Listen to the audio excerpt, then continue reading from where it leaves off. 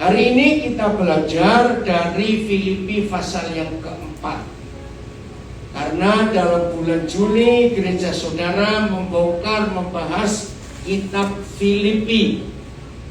Nah, kitab Filipi itu diberi judul oleh semua gereja di dunia kitab sukacita. Kenapa disebut kitab sukacita? Coba kita lihat Filipi 4 ayat 4. Nah, ini password ya. Kalau saudara ingin mengerti 4 pasal kitab Filipi, maka passwordnya adalah bersukacitalah. Ya, saya baca nanti bahasa Inggrisnya ya. Bersukacitalah senantiasa dalam Tuhan, bukan di AC. Pernah nggak tahu aja. Kata di sini dulu. Bersukacitalah dalam siapa? Dalam Tuhan. Nah, yang nggak tahu apa itu Atlantic City, yang di Indonesia, di Australia, di Eropa ikut gabung, itu pusat judi. Las Vegasnya di daerah sini. Oh, waktu itu banyak orang Indonesia goblok. Kerja setengah mati, uangnya habis ke sana. Kata seorang bambung orang-orang itu. Tahu kata bambung? Jadi homeless sekarang. Gobloknya itu. Apa sih masih suka judi? Potong tangan. Enggak ada yang ngamen. Enggak ada orang judi bisa kaya itu, enggak ada. Saya bilang engkau kaya, bujuk, itu aja sudah. Itu pasti bohong kalau ada orang judi bisa kaya itu bohong. Betul ya? Jadi bersukacitalah. Oh maaf, terjemahannya saya lupa. Ada yang terjemahkan. Ya alamatin aja sudah. Bersukacitalah senantiasa dalam Tuhan. Sekali lagi ku katakan bersukacitalah. Bahasa Inggrisnya mana? Rejoice. Yeah. Rejoice in the Lord. Kapan-kapan? Always. Nah, bukan kapan-kapan, always. Again I will say rejoice in the Lord. Jangan lupa itu. Jadi orang-orang yang gampang sakit hati, orang-orang nilo, orang-orang sensi, orang miring-miring, nggak bisa ngerti kitab Filipi. Betul tidak? Kenapa nggak bisa ngerti kitab Filipi? Kalau melo, melankoli, sensi. Suatu kali saudara saya punya pengalaman unik. Ini di kota Sydney. Saya lagi tunggu bus di bus stop. Lalu ada 2 orang di sebelah kiri saya. Saya nggak kenal. Ya, sebelah yang di tengah ini ibu-ibu, yang di sebelah sana itu bapak, laki perempuan. Nah, bapak ini saya nggak tahu dia itu bawa kantongan 2 kiri kanan kelihatan berat betul. Nah, saya juga mikir kenapa nggak mau taruh saja. Ya, saya juga nggak ngomongin, nggak kenal. Tiba-tiba saya lagi nunggu kapan busnya datang. Tiba-tiba ibu di sebelah ini teriak marah, ngomong kotor kepada bapak di sebelah. Saya juga ingin tahu. Dari tadi saya nggak dengar suara apa-apa, kok tiba-tiba ribut. Nah, saya coba nguping kena apa. Ternyata masalahnya yang laki itu jelaskan, hidungku ini gatal, tapi aku nggak bisa garuk karena tasnya 2 ini. Terus aku cuma, waktu saya pakai masker, hidungnya gerak-gerak gitu, hidungnya gerak-gerak. Ini orang tersinggung, dikira ngeledek dia. Ternyata di dunia ada orang lucu kayak begitu. Di Philadelphia mereka tuh enggak ada orang kayak ya, banyak. Wih, banyak. Pusatnya. Oh, pusatnya. Enggak juga kali. Hasilnya pusatnya. Nah, yang di rumah juga ingat, jangan terpengaruh dengan apa yang orang buat. Ya. Walaupun itu benar untuk kita. Walaupun benar. Ya akhirnya mereka ribut ya saya minggirlah. Saya juga nggak ngerti, masa saya mau nengahi. Saya tidak kenal. Tapi dari peristiwa itu saya belajar. Ternyata banyak orang sensi. Bahasa Inggrisnya sensi itu apa ya? Sensitif. Oh, sensitif. Bukan. Imo. Imo itu bahasa apa? Emosional. Emosional, oke. Kalau istilah saya itu tahu Jepang. Saudara tahu Jepang? Loh, saya tanya, tahu Jepang nggak? Tahu. Paling tidak pasti pernah makan dah itu aja. Apa bedanya tahu Jepang dengan tahu Indonesia? Ayo cepat jawab. Tahu Jepang itu bagaimana? Lembut, disenggol pecah, salah bawa pecah, buang pisahnya kesuai, buang saja. Nah, orang-orang yang seperti tahu Jepang tidak bisa belajar kitab Filipi. Karena passwordnya apa? Bersukacita. Rejoice always. Bersukacita senantiasa. Nah, satu-satunya orang yang paling gampang menggenapi kitab Filipi itu orang gila. Lu kok gak percaya? Betul nggak? Bersukacita terus. Tapi jangan gila dulu baru ngerti kitab Filipi, nggak begitu loh maksud Tuhan. Serius. Ini kunci.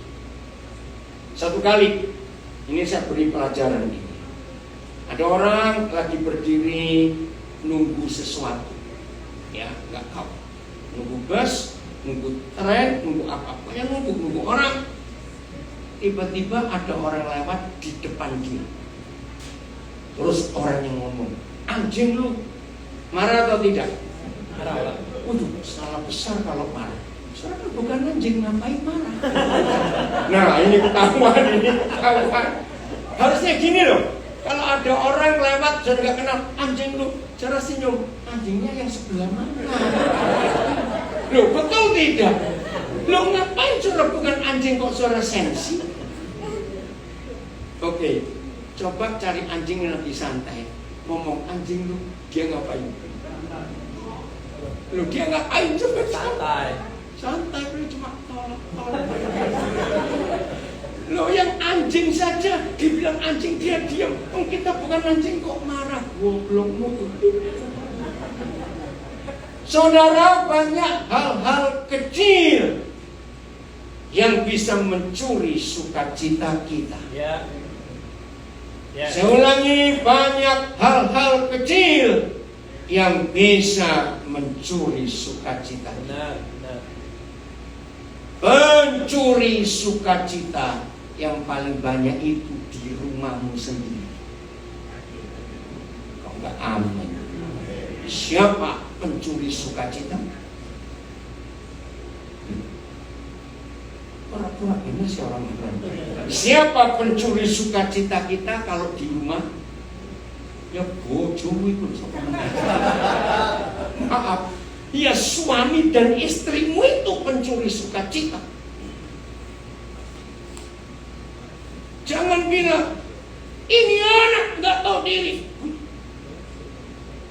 Jangan menyalahkan anak. Mereka nggak pernah curi sukacita kita. Anak-anak itu hanya boleh dilihat, jangan pernah didengar. Ngerti nggak istilah? Kalau anak-anak kita dengar, kita yang stres. Ngerti sih kok? Ya. Lu ngerti nggak? Kenapa? Namanya anak-anak kok. Maka itu kalau ada papa mama stres dengan anak-anaknya, sing goblok ya sing tua ibu. Yang bodoh ya yang tua. Setuju nggak? Maka itu saya ngecek. Suami istri baru menikah, belum punya anak, honeymoon terus. Begitu anak lahir, bitter moon. Kepahitan. Dikit-dikit nyalakan anaknya. Salah. Anak-anak harus jadi sumber sukacita kebahagiaan kita. Amin. Harus. Karena anak-anak itu berkat dari Tuhan. Ya. Dua hal yang kita harus mengerti tentang anak-anak. Satu, dulu kita seperti mereka. Masalahnya wis lali. Betul nggak? Dulu kita seumur mereka nggak? Iya. Tapi kita lupa. Jadi dulu pernah nakal nggak? Awas pura-pura. Dulu pernah nakal nggak? Iya. Ya sudah. Jadi kalau anak kita nakal harusnya kita apa? Oh, dulu bapakmu ya. Kok sama papamu tuh masih kecil dulu? Lo katakan amin. Hal kedua, kalau kita sering stres terhadap anak-anak dan anak-anak dengan semua perkelakuan yang mencuri sukacita kita, ingat hal kedua. Antara kita papa mama dengan anak-anak, siapa yang pernah jadi siapa duluan? Ngerti nggak pertanyaannya? Ya jawaban gitu kan, ngerti ah? Iya.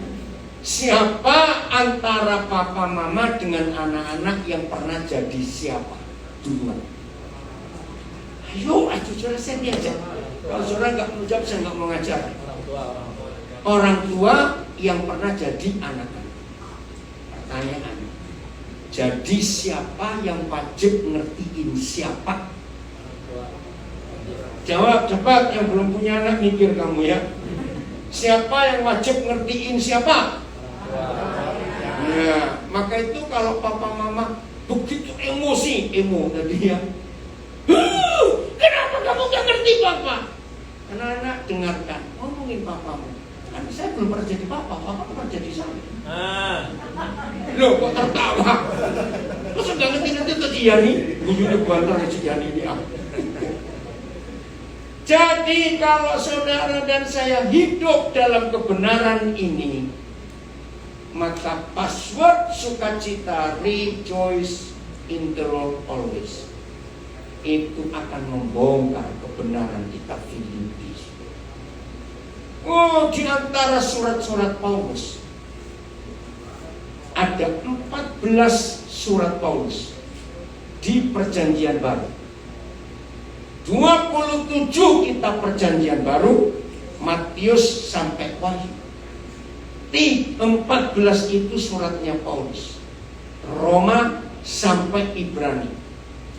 Kitab Ibrani, Hebrews sampai hari ini masih jadi pertentangan bagi banyak teolog.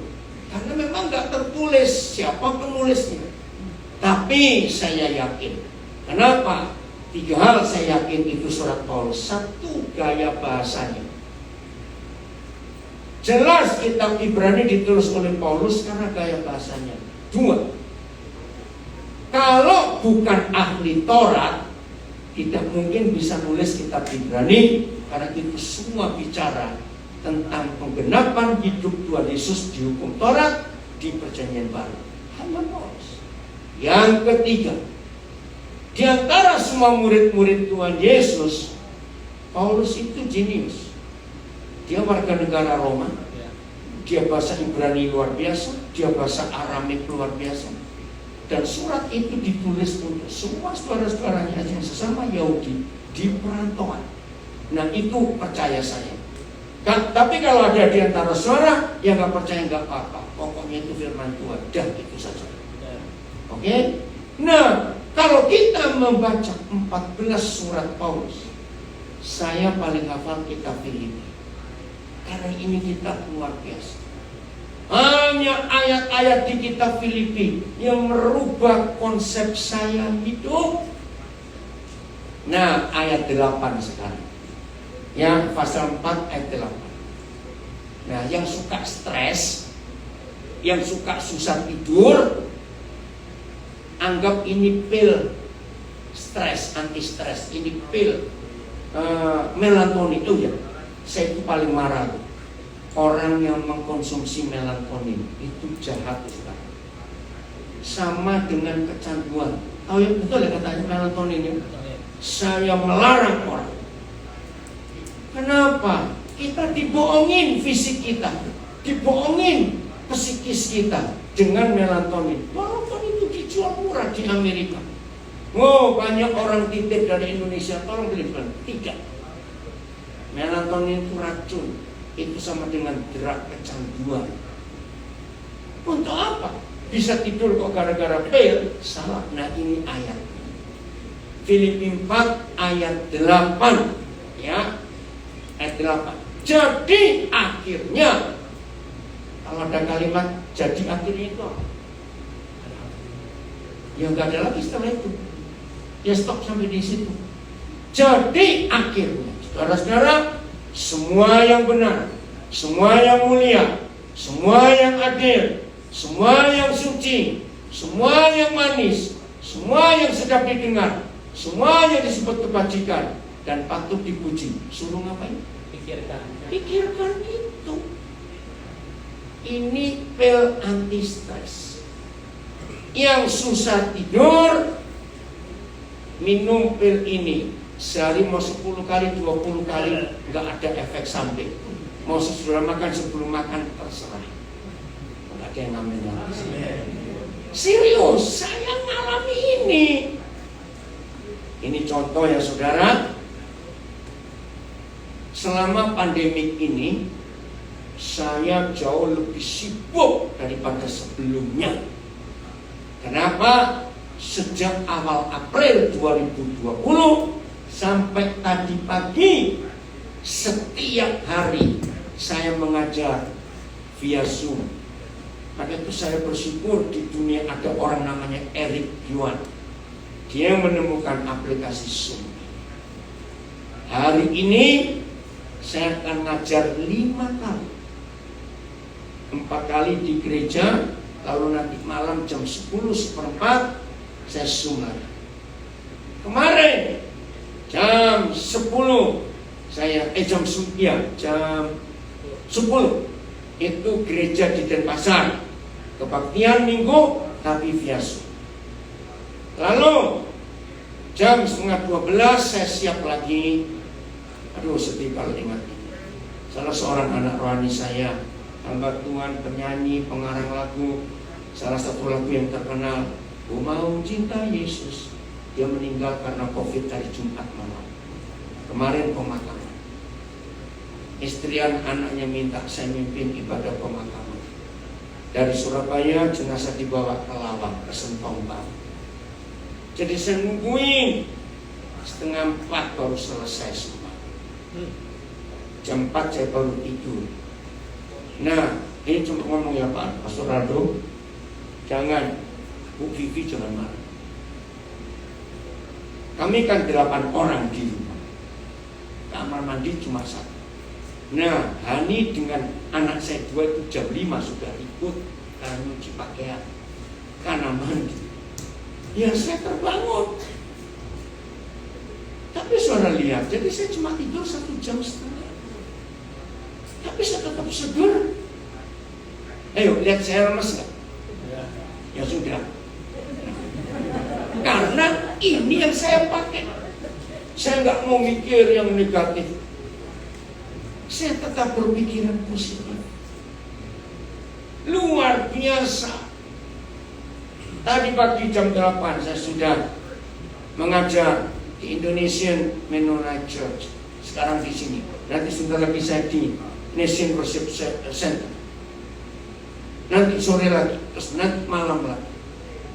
Saudara, kalau kita bisa mikir yang positif, metabolisme tubuh kita itu luar biasa. Betul? Enak, nggak perlu stres, nggak perlu takut, ngadapi apa saja. Bahasa Inggrisnya mana? Ayat 8. Ya. And now, dear brothers and sisters, let me say one more thing as I close this letter. Surat ini. Fix. Tahu kata fix? Paten, ancapkan. Kalau yang suka pakai, colokkan. Ya. Fix your thoughts on what is true. 2. Honorable. 3. Right.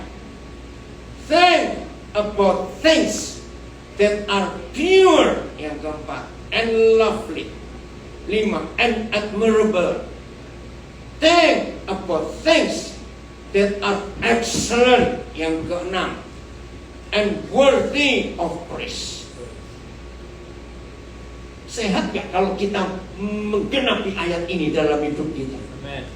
Jadi orang mau ngomong apa saja, jangan dimasukkan hati. Ngomong gak bayar kok dipikirin. Enggak ada yang amin. Pernah gak saudara menyadari tidak sedikit orang hidup diatur oleh pendapat orang lain? Banyak tidak? Banyak sekali, dan itu bodoh. Maaf saya berkata, biarlah hidup kita ditentukan dan diatur apa kata Tuhan. Satu kali saya baca ilustrasi bagus. Ada orang mau belanja sesuatu di sebuah toko, ini di Indonesia. Ketika dia nyampe, pelayannya cuma satu, dan pelayannya sibuk melayani satu pelanggan yang di depan orang itu. Dan orang ini melihat, wih, pelayan toko itu jutek. Kalau kata jutek, bahasa Inggrisnya apa? Apa ya? Sour. Sour. Betul nggak? Jutek itu sour nggak? Apa? Itu bahasa Jawa. Jutek itu apa bahasa Inggrisnya? Min. Iya. Ada lagi judes, gitu loh. Lengkap dah. Akhirnya pelanggan ini nggak jadi beli, marah-marah. Nah, waktu dia meninggalkan toko itu, keluar, dia nggak pergi dulu karena dia ingin membuktikan. Sebab pelanggan kedua ini penampilannya lebih elegan, pokoknya ini pasti orang berduit. Nah, dia ingin ngecek apakah pelayan toko itu jutek juga nggak pada pelanggan ini. Jadi dia mundur, dia nungguin. Ternyata sama juteknya. Tapi orang ini beli. Nah, begitu dia meninggalkan toko, pelanggan pertama tanya, kamu kok mau sih dilayani orang kayak begitu?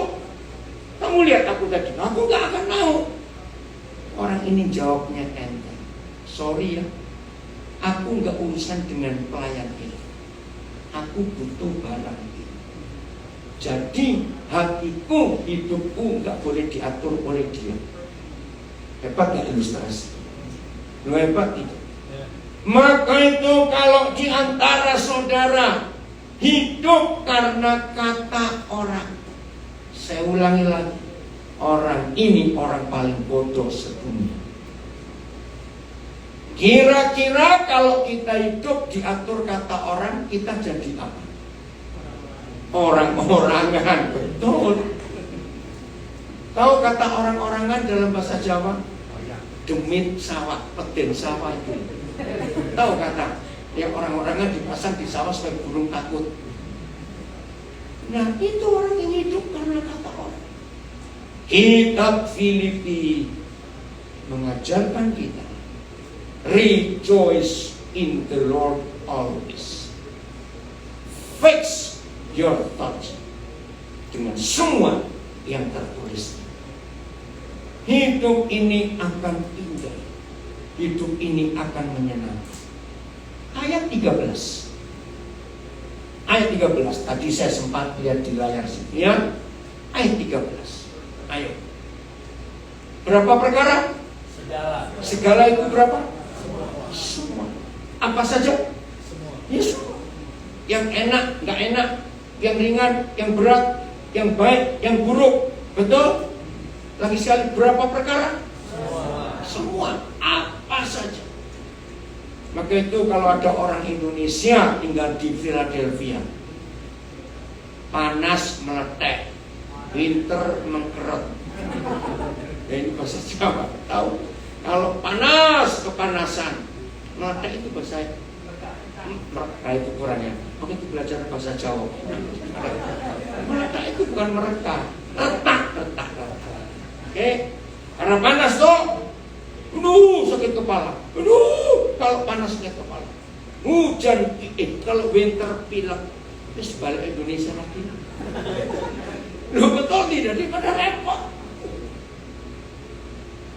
Saudara, apapun situasinya, apapun keadaannya, ada janji di kitab Filipi.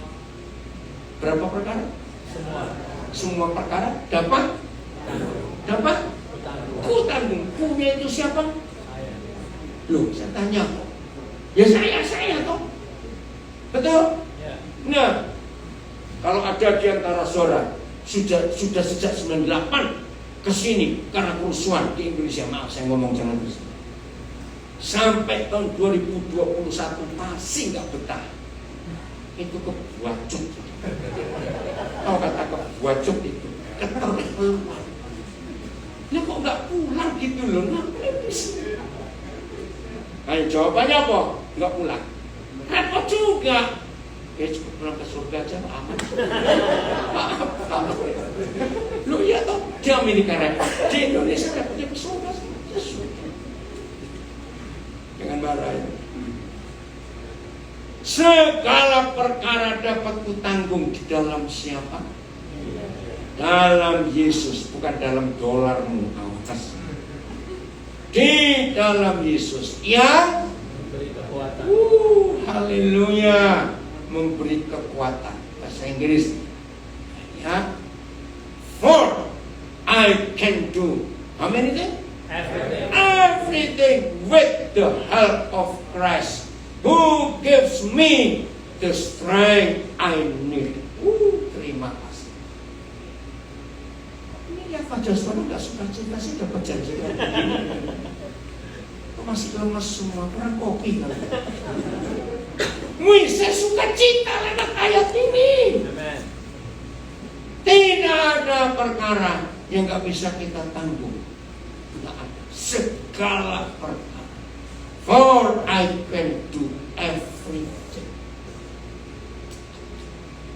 Maka itu kalau ada murid-murid Tuhan Yesus nggak bisa ngerjain apa-apa,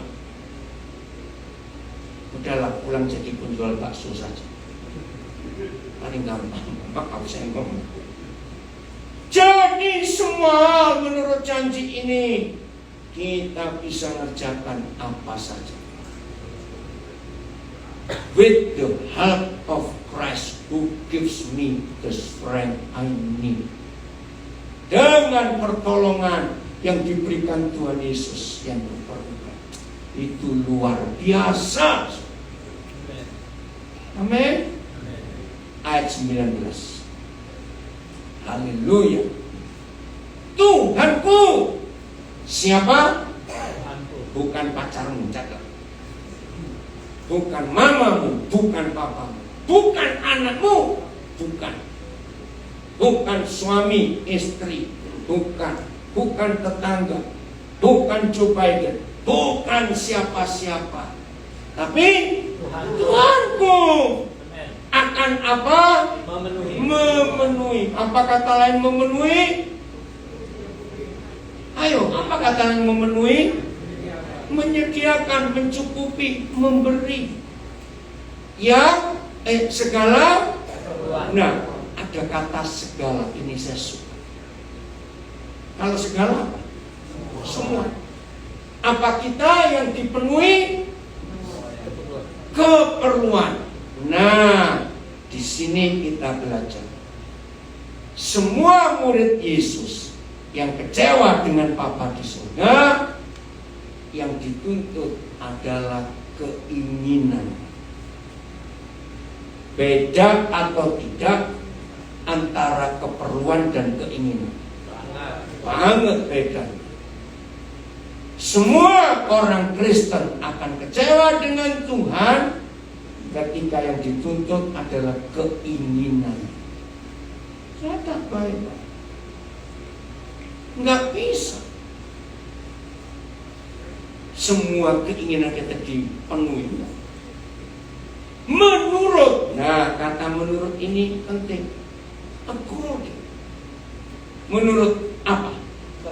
Kekayaan dan kemuliaan. Nah, harus tahu. Jadi kalau Tuhan memenuhi yang kita perlukan, itu bukan untuk kemuliaan kita, bukan untuk kepentingan kita. Semua untuk kemuliaannya dalam Kristus Yesus. Jadi mudah-mudahan mulai hari ini gak ada yang kecewa di antara kita karena keinginan kita tidak dipenuhi. Memang tidak, bahasa Inggrisnya. And this same God, Tuhan yang sama. Kenapa Paulus menulis Tuhan yang sama? Karena unik. Ada suatu kontradiksi, ada sebuah keadaan yang bertolak belakang.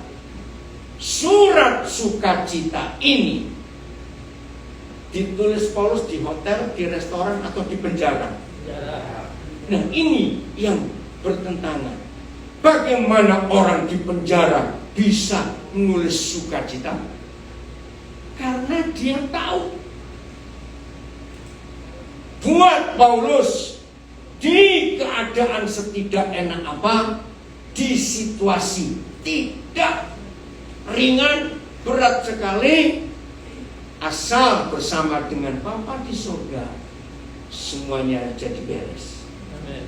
Maka itu penjara buat Paulus bukan tempat hukuman. Memang dia nggak salah, dia di penjara karena Injil. Ngerti ya? Ini luar biasa. Maka itu dalam penjara dia bisa nulis rejoice in the Lord always. Amen. Mau coba? Mau coba masuk penjara? 2 hari. Ini cuma ngomong, mikir aja enggak.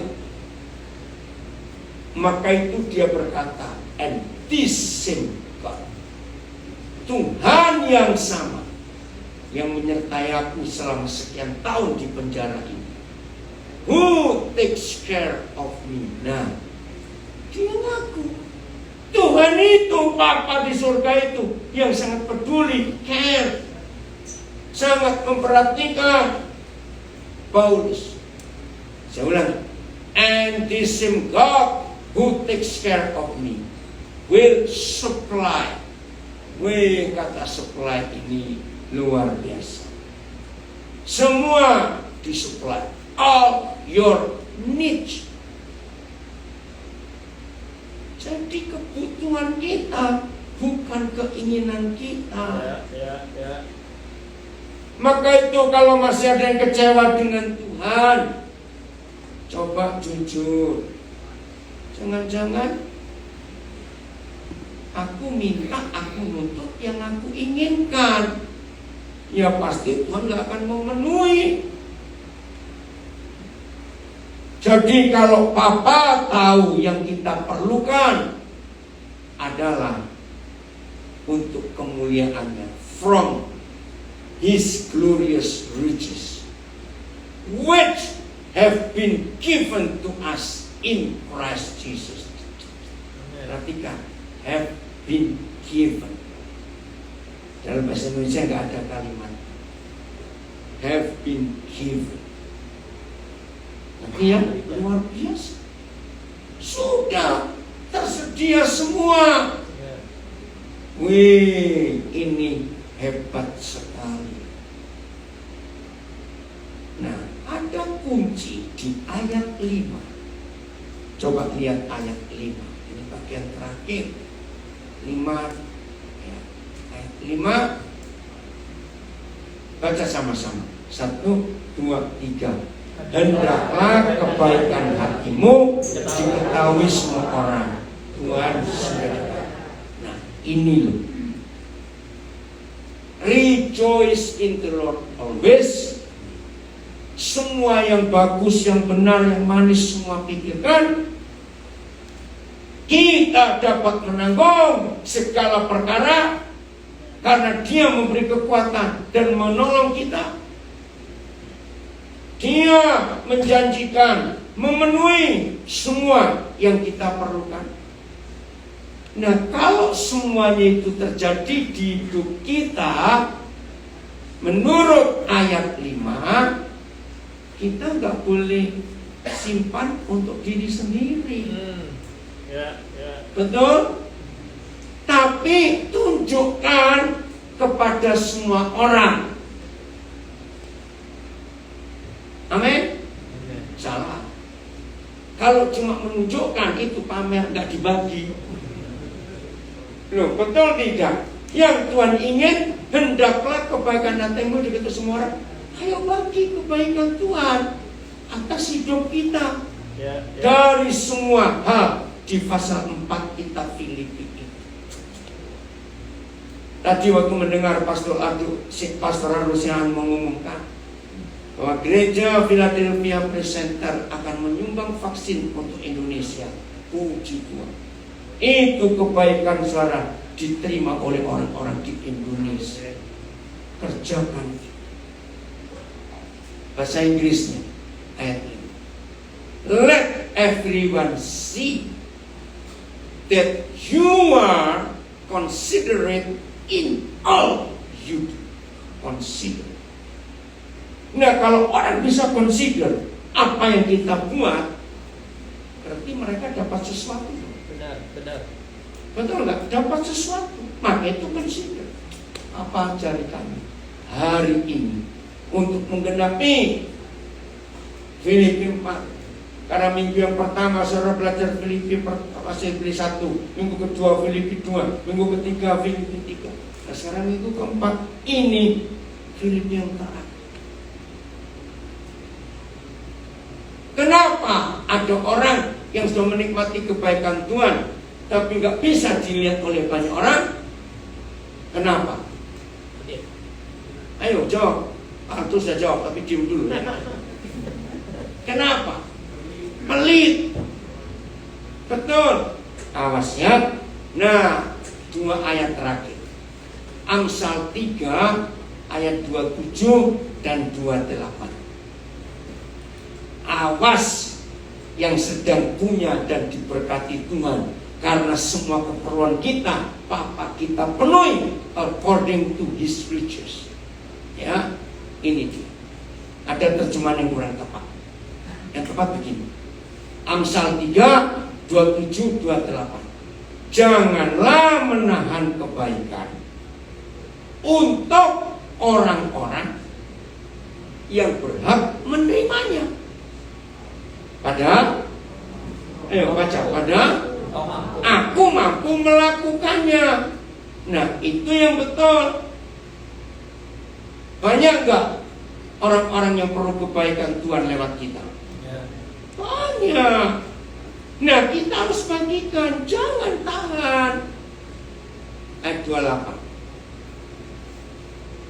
Janganlah saudara dan saya berkata kepada sesamamu. Apa katanya? Pergilah dan kembalilah, besok akan kuberi stok.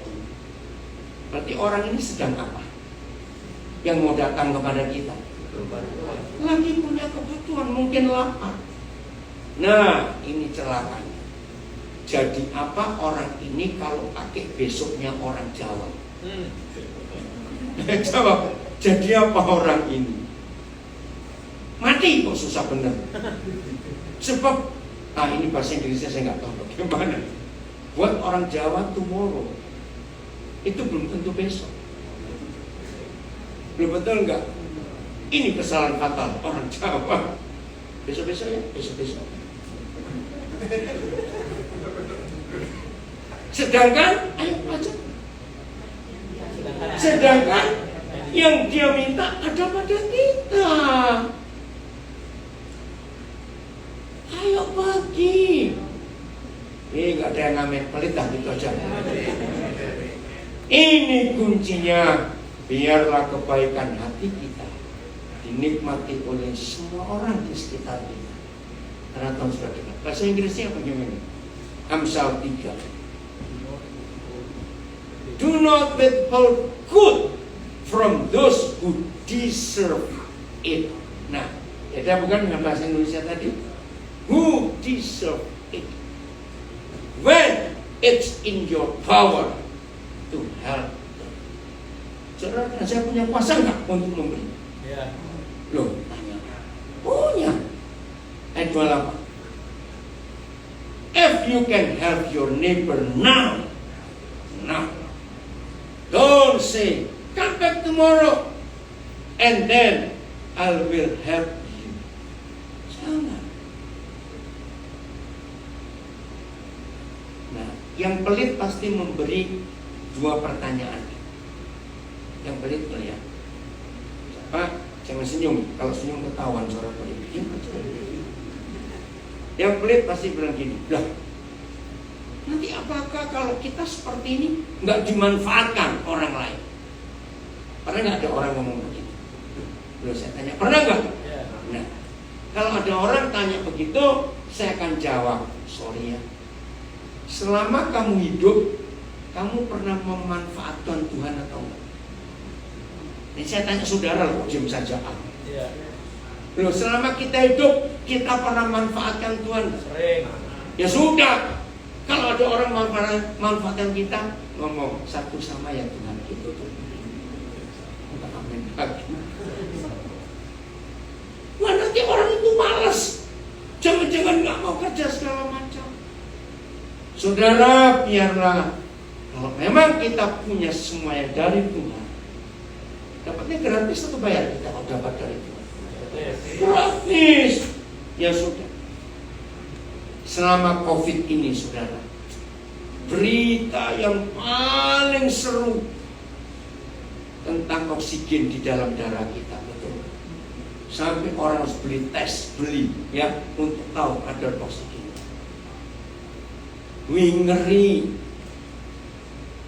Ya, di Amerika sebagian besar nggak bayar, di Indonesia oksigen nggak cuma oksigen, ada satu lagi apa? Nggak cuma cukup oksigen. Itu bayar, ada yang hitung sehari 24 jam itu sekian puluh juta. Ya ampun. Bayangkan kalau papa tersinggung dengan kita dan dia minta nafas kita bayar. Sanggup? Walaupun 1 sen dolar? Enggak. Maka itu jangan pelit, ayo berbagi. Kita bisa berkata cukup. Itu hebatnya kitab Filipi. Luar biasa. Lakukan itu. Dan ayat terakhir di Filipi 1 ayat 6. Wih, ini keren sekali. Ayat ini dikotbahkan oleh kakak ipar si Luis, pendeta Joe Sudirgo waktu kami menikah 1 Juli 92 yang lalu di Toronto. Waktu itu saya ingat firman ini. Akan hal ini aku yakin sepenuhnya, yaitu Ia yang memulai pekerjaan yang baik di antara kamu akan meneruskannya sampai pada akhirnya pada hari Kristus Yesus. Keren ya. Jadi papa kerjanya tanggung-tanggung atau lengkap? Lengkap. Begitu nggak usah ragu-ragu. Bahasa Inggris. And I am sure that God, who began the good work within you, will continue His work until it is finally finished. Ini kata keren. Seharusnya kata final itu nggak boleh digabung dengan kata finish. Kata finish nggak boleh ditambah kata final. Lu betul tidak? Tapi kenapa ini digabung? Karena untuk meyakinkan kita betapa hebat pekerjaan Papa kita. Saya ulangi, will continue His work until it is finally finished on that day when Christ Jesus comes back again. Terima kasih. Jadi hari-hari ini nantikan finally finish ini, apa yang Tuhan kerjakan atas kita. Ini hebatnya kita Filipi. Tuhan memberkati saudara semuanya. Lakukan firman ini. Ya, maka kita akan jadi orang hebat.